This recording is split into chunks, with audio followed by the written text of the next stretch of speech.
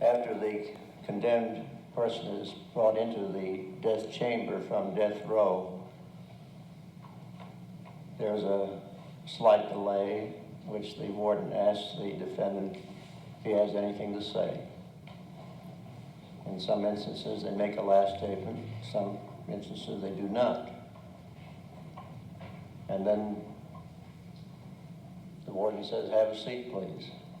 And he doesn't say that facetiously. He says it seriously, because it is serious business. And the defendant is, in some cases, escorted to the electric chair, which is just a few feet away.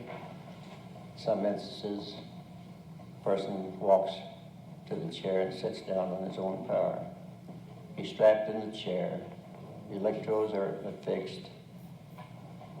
And this all takes about a minute and a half. Then the executioner walks to a little room behind the electric chair, which is the power room. And the first charge of electricity, which is 1,800 volts. This causes the body to lift up several inches from the chair in which he is strapped in. Causes the veins to pop out, his neck, and his hands, his face turns purple. In some instances, there is an odor of burnt flesh.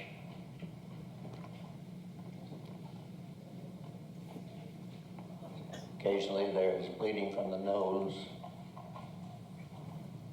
A piece of cotton is placed under the mask, which hides the face, to catch the dripping of the blood. And then there's a second charge of electricity, which is of a lower voltage, about 400 volts. That's held for about a minute. And then there's a third charge of electricity, which is up to 1,400 volts. And this is held also for about a minute.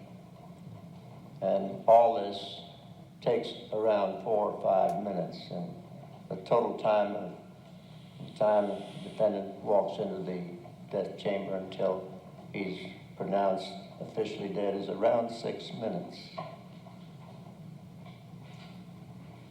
And then the body is unstrapped, is placed on a hospital bed, and wheeled out to a waiting ambulance. Have you had occasion to communicate or to meet persons that were executed?